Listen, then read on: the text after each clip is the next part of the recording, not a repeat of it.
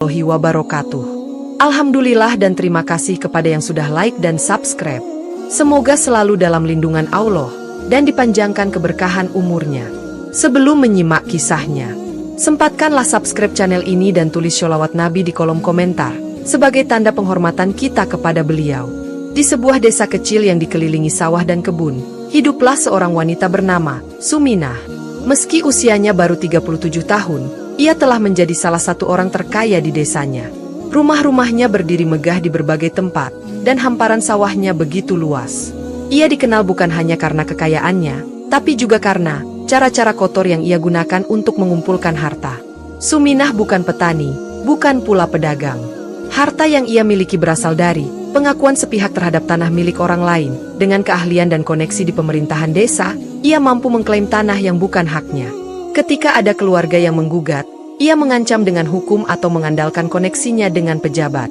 Tanah ini tidak ada sertifikatnya. Jadi ini milik saya sekarang, ucapnya dengan nada dingin suatu kali kepada Pak Hasan, seorang petani tua yang menggantungkan hidupnya pada sebidang sawah. Pak Hasan hanya bisa menunduk, tak berdaya melawan kekuasaan Suminah. Ia tak punya uang untuk memperkarakan masalah ini. Sabar, Pak. Allah pasti tahu siapa yang salah dan benar, hibur beberapa tetangga. Tapi kata-kata itu tak bisa menghilangkan rasa sakit di hati Pak Hasan, yang kini harus bekerja sebagai buruh tani di ladang milik orang lain. Meski banyak orang membencinya, Suminah tak peduli. Baginya, kekuasaan dan kekayaan adalah segalanya. Dunia adalah tempat di mana hanya yang kuat yang bisa bertahan. Semakin banyak harta, semakin aman dan nyaman hidupnya, begitulah keyakinannya. Di rumah mewahnya, Erna, putri sematawayangnya, sering melihat perbuatan ibunya dengan rasa tak nyaman. Gadis berusia 17 tahun itu memiliki hati yang lembut dan sering menangis setiap kali ibunya kembali dari kantor desa sambil membawa kabar bahwa satu lagi tanah berhasil ia kuasai. "Ibu, kenapa kita harus mengambil tanah milik orang lain?" tanya Erna suatu kali, dengan suara kecil namun penuh harap. Ia berharap ibunya akan berhenti dan berubah. Namun, Suminah hanya tertawa keras mendengar pertanyaan anaknya. "Kamu masih terlalu muda untuk mengerti, Erna. Kalau kita tidak cepat ambil, nanti orang lain yang ambil. Dunia ini tidak sebaik yang kamu pikirkan." Erna menunduk, tak tahu lagi harus bagaimana. Ia sering mendengar doa dan tangisan dari tetangga yang hak-haknya dirampas, dan ia tak bisa menahan rasa bersalah dalam hatinya. Apa gunanya kaya kalau semua orang membenci kita, pikir Erna. Malam itu, saat makan malam, Erna mencoba bicara lagi dengan ibunya. Ia memberanikan diri, meski ia tahu ibunya sulit mendengarkan. "Bu, Pak Hasan sangat sedih karena sawahnya kita ambil. Kalau ibu terus seperti ini, gimana nanti di akhirat? Ibu selalu bilang semua yang kita lakukan akan dibalas Allah." Namun, Suminah mengangkat alis dan memandang Erna dengan tajam. "Akhirat? Kita hidup di dunia, Erna. Kalau tidak pintar-pintar, kita akan diinjak orang lain. Ibu tidak mau hidup miskin seperti Pak Hasan. Kamu harus belajar itu." Erna tak mampu membalas. Hatinya terasa sesak, dan ia hanya bisa berdoa diam-diam agar ibunya suatu hari mau berubah. Tapi harapan itu tampak sia-sia. Waktu berlalu, dan semakin hari, kekayaan Suminah bertambah, namun hatinya semakin keras. Setiap kali ia berhasil mengambil tanah orang lain, ia merasa semakin kuat. Tidak ada yang berani melawannya. Nama Suminah menjadi simbol kekuasaan dan keserakahan di desa itu. Setiap orang yang kehilangan tanah hanya bisa meratapi nasibnya. Mereka tahu, melawan Suminah hanyalah sia-sia. Namun, di balik kekayaannya, hidup Suminah sebenarnya hampa. Ia memiliki segalanya, tetapi tak ada yang benar-benar menyayanginya. Orang-orang hanya menghormati karena takut, bukan karena cinta.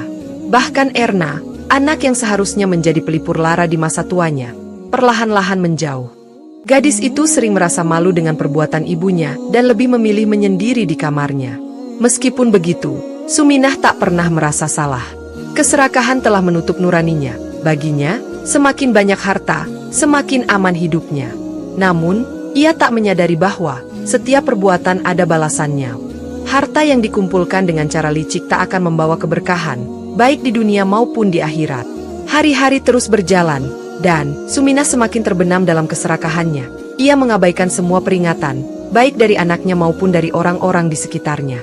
Ia merasa tak ada yang bisa menyentuhnya, bahwa kekayaannya akan melindunginya dari segala masalah. Namun, Ia lupa satu hal penting, bahwa kematian tidak bisa dibeli dengan harta. Dan ketika saat itu datang, semua yang ia kumpulkan dengan susah payah tak akan berarti apa-apa. Kehidupan Suminah berjalan seperti biasa. Ia terus memperluas kekayaannya dengan mengambil tanah orang-orang lemah di desa. Tidak ada yang berani menantangnya, dan siapapun yang mencoba melawan hanya akan kalah dalam permainan hukum yang ia kendalikan. Koneksi dengan aparat desa dan uang sogokan membuat Suminah merasa di atas angin. Namun, di balik wajah dinginnya, tekanan mulai muncul. Erna, anaknya, semakin sering menunjukkan rasa kecewa dan sedih. Gadis remaja itu sudah beberapa kali memohon agar ibunya menghentikan kebiasaan buruk itu. Erna bahkan pernah menolak makan dan mengurung diri di kamar saat tahu tanah milik Pak Hasan telah dirampas secara paksa. "Ibu, kenapa ibu tega?" tanya Erna lirih suatu malam. Tanah Pak Hasan itu satu-satunya sumber penghasilan dia. Bagaimana dia bisa hidup sekarang? Suminah, yang tengah menikmati teh hangat di ruang tamu, hanya menatap anaknya tanpa ekspresi. "Itu bukan urusan kita. Dia yang salah karena tak bisa mempertahankan haknya." Jawaban itu keluar dengan enteng, seolah-olah hidup orang lain tak berarti apa-apa baginya. Namun, beberapa malam kemudian, sesuatu yang aneh terjadi. Erna bermimpi bertemu Pak Hasan. Dalam mimpinya, petani tua itu tampak kusut dan kurus. Ia berdiri di pinggir sawah sambil memandang Erna dengan tatapan memohon. "Nak Erna, tolong hentikan ibumu. Tanah kami bukan hak kalian. Katakan padanya, jangan lanjutkan semua ini. Kalau dia tak berubah, akan ada balasan di akhirat yang sangat pedih." Erna terbangun dengan napas tersengal dan tubuh berkeringat dingin. Mimpi itu terasa begitu nyata. Ia merasa seperti mendapatkan peringatan langsung dari seseorang yang sedang terzalimi. Tanpa menunggu lama, Erna segera berlari ke kamar ibunya. Ibu harus dengar ini. Aku bermimpi Pak Hasan. Dia bilang kalau ibu tidak berubah, ibu akan mendapat balasan di akhirat," ujar Erna sambil menarik tangan ibunya yang masih berbaring di tempat tidur. Namun, Suminah hanya mengerang malas. "Mimpi hanya bunga tidur. Erna, jangan percaya omong kosong begitu," katanya sambil membalikan badan dan menarik selimut. "Tidur lagi, sudah malam." "Tapi Bu, mimpi ini nyata sekali. Aku merasa itu peringatan dari Allah," kata Erna dengan suara gemetar. "Apa ibu tidak takut dengan balasan nanti?" Suminah menghela napas panjang, lalu menatap anaknya dengan kesal. "Erna, dengar ya. Hidup ini soal bertahan. Kalau kamu terus seperti ini, kamu akan diinjak orang lain. Ibu hanya memastikan kita tidak jadi orang lemah. Sekarang tidur lagi." Erna tak bisa berkata apa-apa lagi. Hatinya perih melihat ibunya yang begitu keras kepala dan tak mau mendengar nasihat. Dalam diam, ia menitikan air mata dan berdoa agar Allah membukakan hati ibunya sebelum terlambat. Hari-hari berlalu. Erna semakin tertekan melihat ibunya terus mengambil hak orang lain. Setiap kali ada sengketa tanah di desa, Suminah selalu muncul sebagai pemenang. Ia berdiri dengan angkuh di tengah kekalahan orang-orang yang dirugikan. Suatu sore, kejadian ganjil kembali terjadi. Suminah yang sedang duduk di teras rumah tiba-tiba merasa ada yang memperhatikannya dari kejauhan. Ketika ia menoleh ke arah jalan setapak, ia melihat sosok yang tak asing, Pak Hasan. Wajahnya pucat, dan sorot matanya tajam, seolah menuntut balasan. Suminah mengerjap, dan sosok itu menghilang begitu saja. Ia mencoba meyakinkan diri bahwa itu hanya ilusi. Namun, perasaan aneh mulai menyelimuti hatinya. Bayangan Pak Hasan seolah terus mengikuti kemanapun ia pergi. Pada malam harinya, Erna kembali bermimpi aneh. Kali ini ia melihat ibunya berlarian di padang luas yang gersang, dikejar oleh bayangan-bayangan hitam.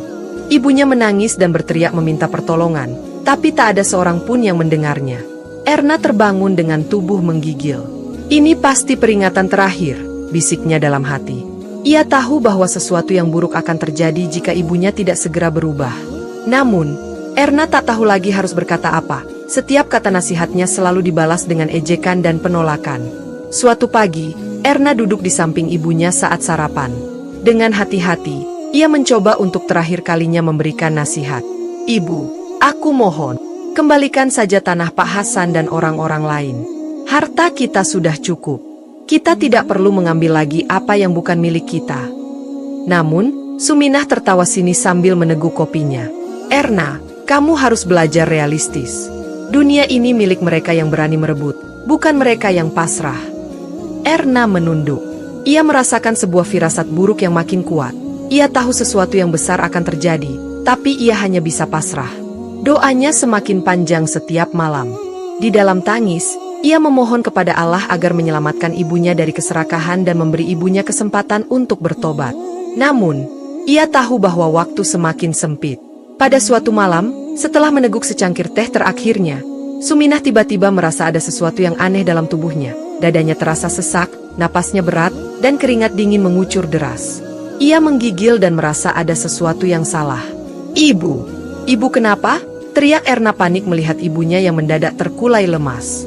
Ia segera memanggil dokter, namun dokter hanya menggelengkan kepala setelah memeriksa kondisi Suminah. Nafasnya tersengal. "Ini tanda-tanda awal sakaratul maut," bisik dokter dengan nada berat. Erna tertegun, hatinya seolah hancur berkeping-keping. Ia tahu waktu ibunya hampir habis. Dengan air mata berlinang, Erna menggenggam tangan ibunya yang dingin dan gemetar. "Ibu, istighfar, Bu. Mohon ampun pada Allah," ucap Erna dengan suara bergetar. Namun, Suminah hanya mengerang pelan. Napasnya semakin berat dan tubuhnya seolah dihimpit beban yang tak terlihat. Pada saat itulah, Suminah menyadari semua penyesalan datang terlambat. Malam itu terasa lebih panjang daripada biasanya. Suminah terbaring di ranjang dengan napas yang tersengal, seolah-olah setiap helaan adalah perjuangan terakhir. Matanya bergerak liar, menatap ke arah yang tak terlihat, seakan-akan ia melihat sesuatu yang membuatnya ketakutan. "Ibu, istighfar, Bu," seru Erna yang terus menggenggam tangan ibunya erat. Ia menitikkan air mata, berusaha keras membimbing ibunya agar mau memohon ampun. "Bu, ucapkan, la ilaha illallah, mohon ampun, Bu." Namun, mulut Suminah terkunci. Lidahnya terasa berat dan kaku. Ia mencoba mengucapkan sesuatu, tapi hanya keluar erangan tanpa arti. Tubuhnya menggeliat tak tenang di atas kasur, seolah-olah sedang melawan sesuatu yang tak bisa ia kalahkan. Panas merambat ke seluruh tubuhnya, namun ia tak bisa berteriak meminta tolong. Di antara keremangan kamar, Suminah mulai melihat bayangan-bayangan gelap yang perlahan mendekat. Wajah-wajah mereka tak jelas, tapi auranya menakutkan dan menghimpit. Bayangan itu seperti sosok Pak Hasan dan orang-orang lain yang pernah ia rampas haknya. Tatapan mereka penuh tuntutan dan kebencian. Suminah mencoba berbalik, namun tubuhnya semakin berat. Keringat dingin bercucuran, dan jantungnya berdebar cepat, seakan-akan meledak. Ia ingin meminta maaf, ingin memperbaiki semuanya, tapi waktunya sudah habis. Rasa sakit sakaratul maut yang dialaminya seperti tak berkesudahan. Dadanya sesak, seakan-akan ada batu besar menghimpit paru-parunya. Kaki dan tangan terasa kaku, tak lagi bisa digerakkan. Pandangannya mulai kabur, tapi ia masih bisa merasakan derita yang merayap perlahan dari ujung kaki hingga ke kepala. "Ibu mohon ampun pada Allah. Ibu bisa. Kumohon, Bu." Erna terus memohon, menggenggam tangan ibunya yang semakin dingin. Tapi yang terdengar hanyalah erangan berat dari bibir Suminah. Matanya bergerak cepat, seperti melihat sesuatu yang tak bisa dilihat oleh manusia lain. Pada saat itu, kesadaran Suminah terbelah.